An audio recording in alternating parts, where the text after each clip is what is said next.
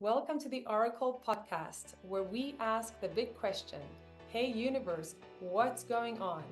I'm your host, Huenu Solsona, and today we are exploring another fascinating spiritual journey. Let's get started. Hello, welcome everyone. Welcome to the Orykl Podcast. Hey, universe, what's going on? Today, I'm super happy to have one of Orakel's vetted practitioners, and I guess I can call her my friend because we've been we've been hanging out for a long time for this and that. Katherine Flynn is with us. Welcome, Katherine. Well, thank you for having me on. And yes, I would consider you a friend. We've known each other for, I think it's over a year now. So, Yeah, I know we have. So, for those that don't know you, can you tell us a little bit about what you do? sure. So I am a channeler of Druids. So I connect in with the Druid consciousness to give people messages and information based on their life purpose, their life path, how they can truly embrace the human experience here on Earth. And then I also am an energy healer. And so I've started doing a process called emotional alignment healing, where we really look at how if we can dig into the emotions and heal those, and you can really allow for that healing to happen, that it can really assist you in the physical to find the physical healing you're looking for as well. I love it. Okay, so this podcast is really about you and your story. It's just always so interesting to see how people got into doing this kind of work. So as a child, were you connected to the spirit world in any way? Not that I remember or I recognized. I've been told by other people that when I would play kind of on my own. I was very observant, I would do a lot of just like observing the world around me and other kids playing or adults that were around. And I feel like that was because I was trying to figure out, how does this human form work? But my family was always very into it. They would talk about angels and spirits and energies and those things that were around. So I always knew of psychics. I knew of this world. I just didn't really find that connection to it until later in life. Yeah, because it Mhm. really is two worlds, right? We've got the physical world and this massive other side that once you open that door, it's like, wow, I didn't know all that was behind this door.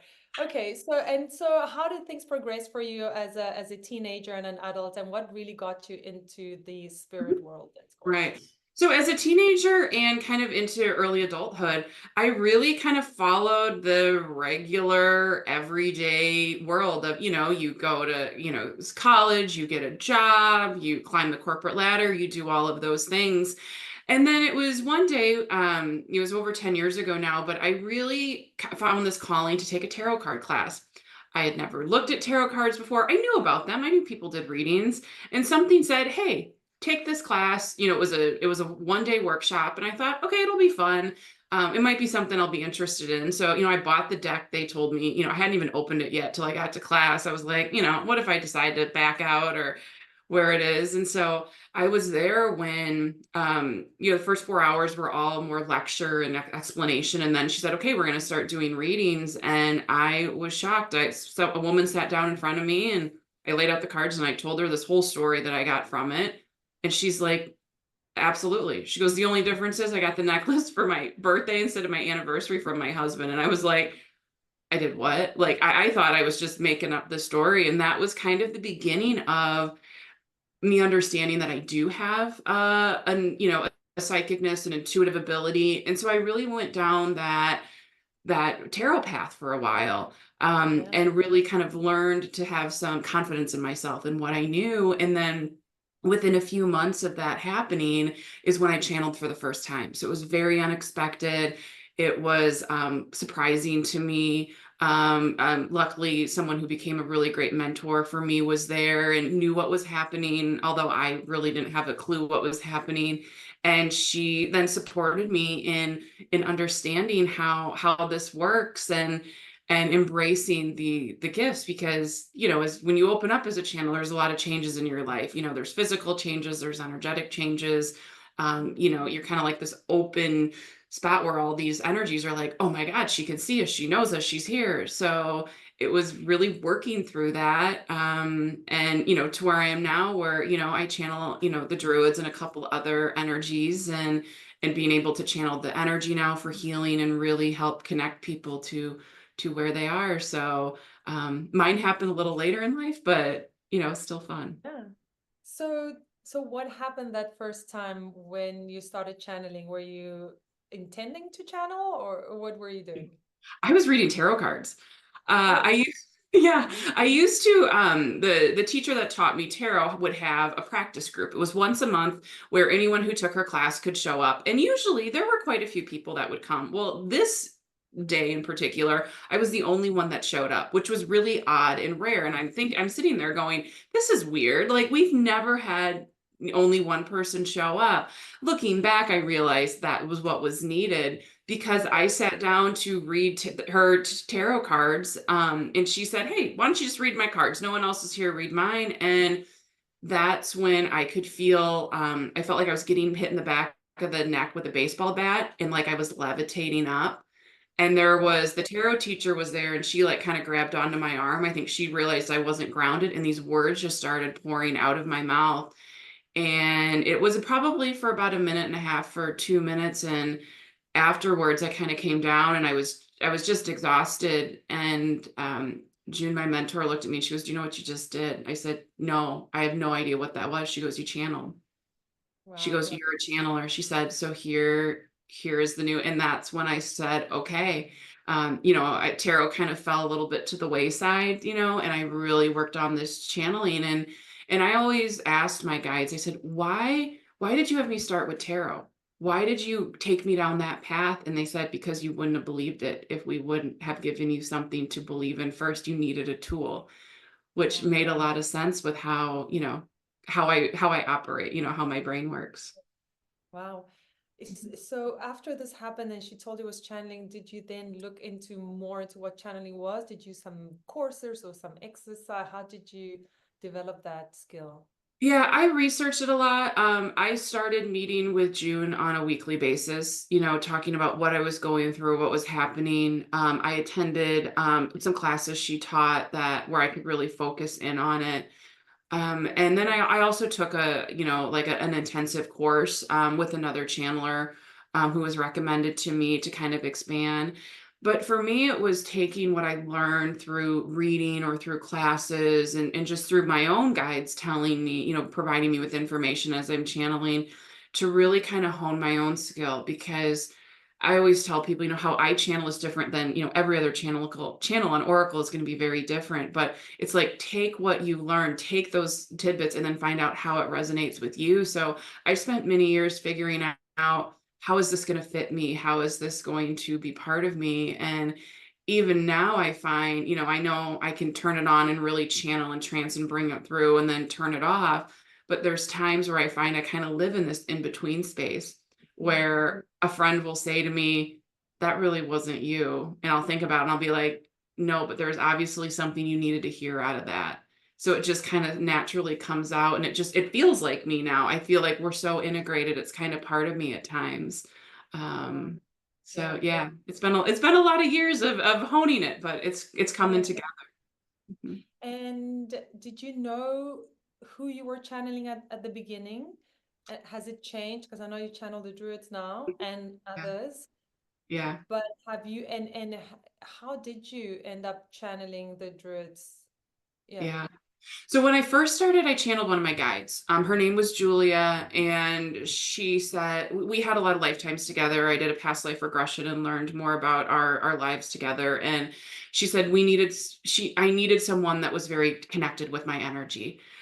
Because there's so much of a physical change in the energy for the physical body, or at least for myself, I needed someone more in alignment. And then, after channeling her for quite a while, I noticed I kept having this being around me, very dark cloaked, kind of looked like a monk. I couldn't see his face, very like gnarly fingers and bony fingers.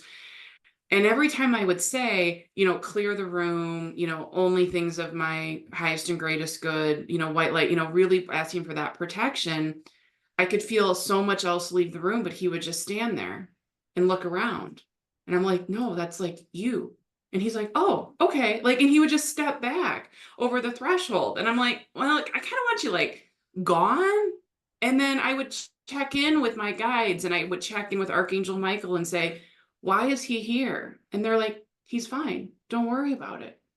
And he kept talking to me about creativity. I kept hearing, why don't you be more creative? Why don't you get a coloring book? Why don't you try painting? And then over time, I realized that as I was building this relationship with him, not in a channeling sense, but just in a, more of a communication sense, that there was more here. And then one day he said, I want to channel through you. And then I made the connection that he was a druid when I was explaining to him to another friend, got this guy that follows me around and I can channel with him, but I don't really know what he is and he won't tell me. And she said, have you ever looked into druids? And so I found a book and I started researching. And then I had all of these flashbacks to past lives I had when I was a druid, when I was part of that, that group on Earth and that energy on Earth. And so it kind of all came rushing back. And I realized this was the connection. And he told me, he's like, you agreed to this before you came here. You knew this was part of your path. He goes, you can say no. He goes, that's your free will. But I said, no, I'll embrace this because it just felt so right to me. And so I still channel him. The Druid consciousness is the main one. And there's a few different beings that are within that consciousness that I feel come through. Although for someone that's hearing me wouldn't know what the difference is. But I've also started to channel the Divine Feminine. She's come through, not as often, but at times I can really pull her in and really work with her energy. And I'm just interested to see, who else comes through. I think as a channel, we're always changing, we're always evolving. And so I'm interested to see. I've got a few other ones I'm working with who will actually stick and stick around with me. Yeah. Mhm. And the Druids, I know they lived for a period of time. Maybe you can tell us just now the range of years, and why are they coming through you now? Because I know they Mhm. were very wise beings as well. Yeah, and tell us maybe a bit Yeah, about. yeah. So they were on Earth from approximately, 300-400 BC up to about 1300-1400 AD. In those dates, different historians will give you different numbers, but they were really connected to the Earth. They always lived outside the city center, which is where the word pagan comes from. So they're like, they were very connected to the Earth, to the elements, to herbs. When people would be in a village and they'd have someone sick, they would bring them to the Druids for that healing. They could really connect in with, the healing energy that we have, on Earth, that we talk about energy healing. They were able to instantaneously heal, utilize herbs and all of that for people. And so I was part of that, collective here on Earth. And so they're really coming back to reconnect us back to the Earth. A lot of what they're always telling me is we always hear about, we're beings of love and light and we're souls and we're spiritual. And they're like, that is who you are, but you also chose to incarnate in a human form on Earth. So it's about you embracing that. So utilize the human eye, to see something, to hear something, to touch something. They say how you do it as a human is different than any other being out there. And so embrace that, have fun with that, because even though life can seem hard and we come with so many different things we want to do, experiences, learnings, relationships, energies, skills, we come in with all these things. They're like, but embrace it for what it is. Enjoy it, because if you're not finding a lot of joy, then you're not truly embracing this human experience. So that's a lot about what they talk about. I know you've seen me channel before, and they can be very direct at times where I'm like, wow, that's a lot coming at you. But it's really for people to realize, like, embrace that. And so I've had started to applying a lot of their principles to my own life, and mainly because, a lot of times they're chirping in my ear like, really, that's the decision you're going to make. But it's about really finding that, even in the toughest of times from a human, I can say, okay, let me understand this energy, lean into it, and then shift through it so that I've learned it. So once I learn the lesson, I can then live the lesson and then really align to that lesson and then move forward, and it won't continue, to hit me again and again. Yeah, yeah. Yeah, I love it. And I have heard you channel, and it's fantastic and also very practical. I suppose, again, if you're channeling somebody that has been a human, They really can understand the human perspective and what life is about. The challenges also of being a human, Mhm. and as you say, how to embrace it. Mhm. So it's very powerful. And when you channel, can you say, I would like to channel this or I'd like to channel that, or does it just come, or does it depend on the person that you're channeling for? From the Druid standpoint, I don't pick and choose which consciousness I pull from them. It's usually the person in front of me. I'll know, okay, they need the one that's more feminine. They need the one that's the ancient energy of it. They need that sense of what's coming in. So I just allow them to. But there are times, I usually only for others channel the Druid consciousness. But if I want to channel the divine feminine for, an event that I'm doing or something in particular, I can pull her in and really allow that to come through. So I have some ability, but a lot of times I just trust in who wants to come through because I know they know the person in front of me better than I do. So I'll just let them decide.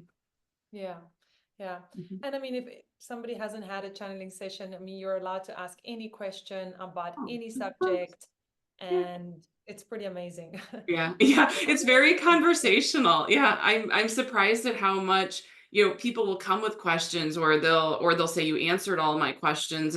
And when I channel it's so conversational and the fact that I can retain it for about a half hour afterwards. So then I help people understand, okay, how does this apply to your life? What clarity do you need? Because even though they are very direct and it's about life, sometimes I find it's so much at times that I'm like, okay, let's break this down into how it fits into your life. But letting people say, go back, re-listen to the message, find out what else is there. You'll hear something new, every time you listen to it. And it just amazes me how that is. How they can Yeah. put so much into an hour session. Yeah, totally. That's why it's so important to have that recording, right? And to Mm-hmm. re-listen, and sometimes to listen a few months down the line, Mm-hmm. because a lot of the stuff are lessons and things that we could do or should do. And it's good to see how we've done and, just listen again and go, oh man, yeah, yeah, that makes a lot Yeah. of sense now. Maybe you Yeah. hear things that you didn't hear last time. Yeah. And in your energy healing work, how does that go? Mhm.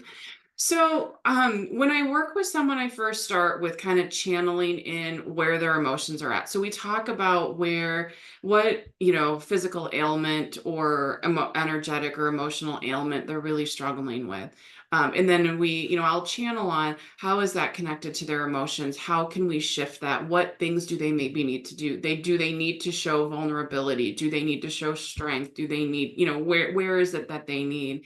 And so then we take that message and that intention, and then I go into kind of a way of utilizing, Reiki energy and healing where I kind of go into wherever they're at. So I just ask to see, kind of from their waist up, just to see more of their body.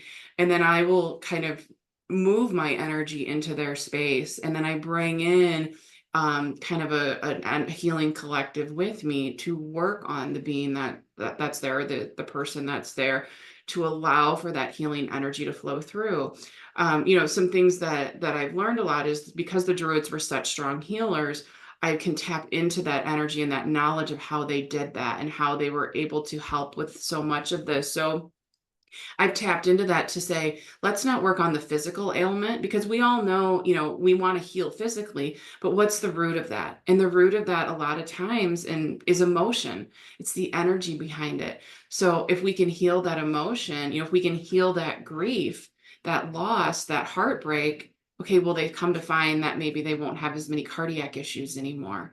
So we're getting really to the root of it. So I don't really look at the physical, although the physical is, nice to have an idea of, okay, where are you feeling it? We can connect that back to emotions, but let's go there, let's connect in. So I kind of transport my energy there, work on them, bring in my collective healing group that works with me, and then really try to reshift that energy out. And then be through that session along with the person working on those emotions, if it's grief, allowing for that to shift, to learn that lesson, to work through that emotion.